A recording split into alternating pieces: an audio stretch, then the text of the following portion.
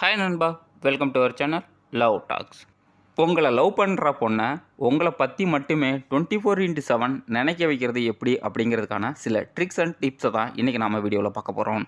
வீடியோக்குள்ளே போகிறதுக்கு முன்னாடி நம்ம சேனலுக்கு புதுசாக இருந்தால் மறக்காமல் சேனலை சப்ஸ்கிரைப் பண்ணி சப்போர்ட் பண்ணுங்கள். நம்ம சேனலோட நோக்கம் நெகட்டிவ் மைண்ட் செட்டில் இருக்கிற பசங்களை பாசிட்டிவ் மைண்ட் செட்டுக்கு மாற்றுறது மட்டும்தான். டிப்ஸ் அண்ட் ட்ரிக்ஸாக பார்க்குறதுக்கு முன்னாடி ஹியூமனோட சைக்காலஜி எப்படி இருக்கும் அப்படிங்கிறத பார்த்துட்டா இன்னும் ஈஸியாக உங்களுக்கு அண்டர்ஸ்டாண்ட் ஆகும்.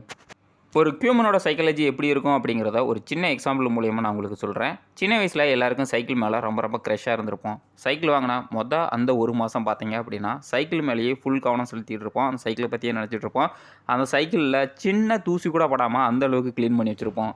அதுவே ஒரு மாதம் ஆனதுக்கப்புறம் கண்டிப்பாக அது மேலே இருக்க ஆர்வம் குறைய ஆரம்பிக்கும். நம்ம க்ளீன் பண்ணுறதை கம்மி பண்ணுவோம். அதுக்கப்புறம் அந்த சைக்கிளை பற்றிய நினைப்பே இருக்காது. நமக்கு எப்போல்லாம் தேவையோ அப்போ மட்டும்தான் அந்த சைக்கிளை யூஸ் பண்ணுவோம். இன்னும் கொஞ்ச நாள் ஆக ஆரம்பிக்கும். நமக்கு சைக்கிள் மேலே இருக்கிற ஆர்வம் பைக் மேலே மாற ஆரம்பிக்கும். இதே மாதிரி தான் ரிலேஷன்ஷிப்பில் இருக்கிற ஒரு பொண்ணோட மைண்ட் செட்டும். முதல் ஒரு மாதம் என்ன ஆகும் அப்படின்னா, உங்கள் மேலே அதிகமாக ஆர்வம் இருக்கிறதுனால கண்டிப்பாக அந்த பொண்ணே ஃபஸ்ட்டு மெசேஜ் பண்ணுவாங்க, முதல்ல கால் பண்ணுவாங்க, உங்களை பற்றி அதிகமாக திங்க் பண்ணிக்கிட்டு இருப்பாங்க. சில சமயம் சண்டையே போடுவாங்க, என்னை பற்றி நீ இப்போ நினைக்கிறதே இல்லையே அப்படின்னு சொல்லிட்டு சண்டையெல்லாம் வந்திருக்கும். பட் கொஞ்ச நாள் ஆன உடனே என்ன ஆகும் அப்படின்னா, அவங்க மேலே இருக்கிற ஆர்வம் குறைய ஆரம்பிக்கும். உங்களை பற்றியே நினைக்க மாட்டாங்க. எப்போல்லாம் நீங்கள் கால் பண்ணீங்களோ அப்போ மட்டும் பேசிகிட்டு இருப்பாங்க. இதுக்கு ஒரே ஒரு சொல்யூஷன் என்ன அப்படின்னா, இதுக்கு முன்னாடி நான் சொன்ன அந்த பைக் எக்ஸாம்பிள் மட்டும்தான். உங்களை நீங்களே அப்டேட் பண்ணிக்கிறது மூலயமா கண்டிப்பாக அந்த பொண்ணை உங்களை பற்றி 24x7 திங்க் பண்ண வைக்கலாம். கண்டிப்பாக நீங்களும் டிமாண்ட்லேயே இருக்கலாம். அதற்கான டிப்ஸை தான் இனி நம்ம பார்க்க போகிறோம். டிப்ஸ் நம்பர் 1, அந்த பொண்ணுக்கு நீங்கள் டைம் ஸ்பெண்ட் பண்ணுறதுக்கு ட்ரை பண்ணுங்கள். அதுக்காக ஓவர் அவைலபிலிட்டியாகவும் இருந்துடாதீங்க. ஒரு பொண்ணுக்கு நீங்கள் எப்பயுமே குவாலிட்டி ஆஃப் டைம் மட்டும் ஸ்பெண்ட் பண்ணுங்கள். அதாவது நீங்கள் பிஸியாக இருந்தீங்க அப்படின்னா கண்டிப்பாக டேரெக்டாக அந்த பொண்ணுக்கிட்ட சொல்லலாம், நான் பிஸியாக இருக்கேன், கண்டிப்பாக நான் ஒர்க் முடிச்சுட்டு உங்களுக்கு கால் பண்ணுறேன் இல்லை டெக்ஸ்ட் பண்ணுறேன் அப்படின்னு சொல்லிட்டு ஒரு டெக்ஸ்ட் கூட பண்ணலாம்.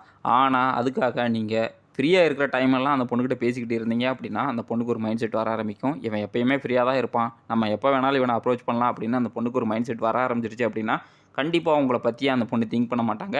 அந்த பொண்ணுக்கு யார் குவாலிட்டி ஆஃப் டைம் ஸ்பெண்ட் பண்ணுறாங்களோ, யார் டிமாண்டாக இருக்காங்களோ அவங்களுக்கு தான் அந்த பொண்ணு இம்பார்ட்டன்ஸ் கொடுப்பாங்க. அந்த பையனை பற்றி தான் திங்க் பண்ணுவாங்க.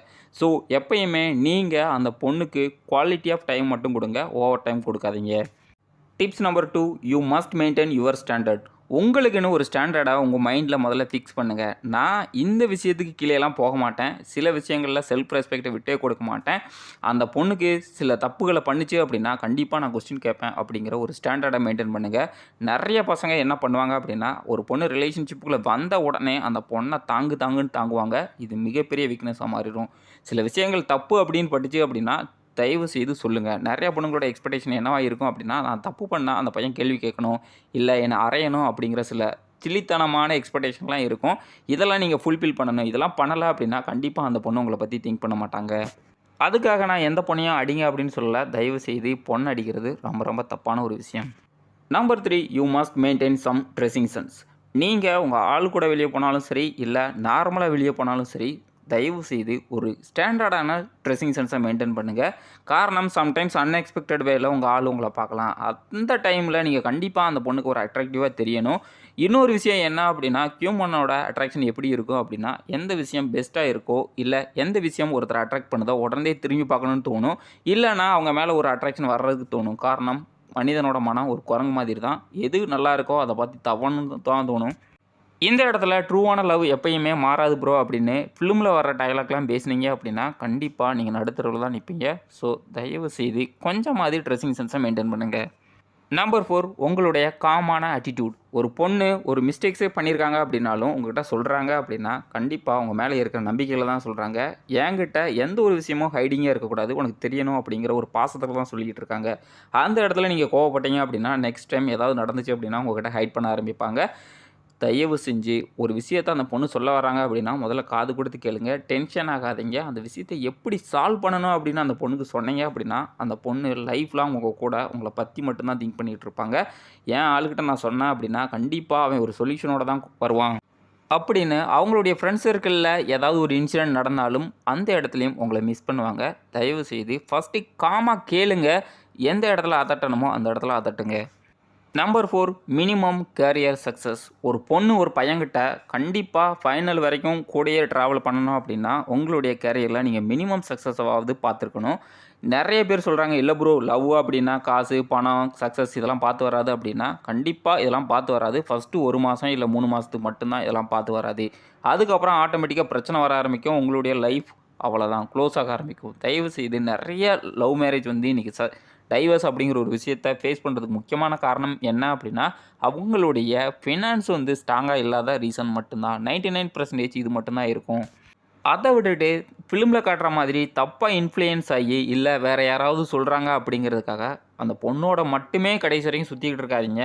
அப்புறம் அந்த பொண்ணு உங்கள் கூட லைஃப் லாங் ட்ராவல் பண்ண முடியாத அளவுக்கு நீங்கள் மாறிடுவீங்க. தயவு செஞ்சு உங்களுடைய கேரியர்லேயும் மெயினாக ஃபோக்கஸ் பண்ணுங்கள்.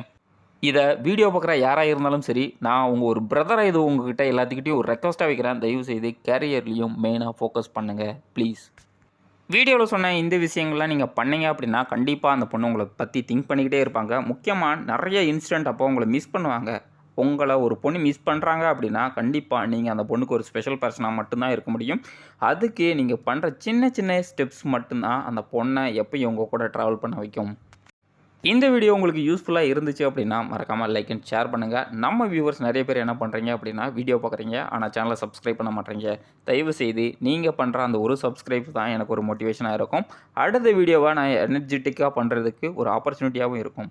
தயவு செய்து சேனலை சப்ஸ்கிரைப் பண்ணி சப்போர்ட் பண்ணிக்கோங்க. பக்கத்தில் இருக்க பெல் ஐக்கனையும் கிளிக் பண்ணி வச்சுக்கோங்க. தேங்க்யூ ஃபார் வாட்சிங்.